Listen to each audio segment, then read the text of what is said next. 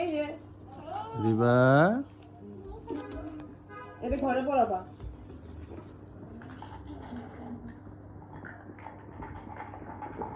মা তুমি কি করছো? খেলা করছো? এগুলো কে কিনে দিয়েছে তোমাকে?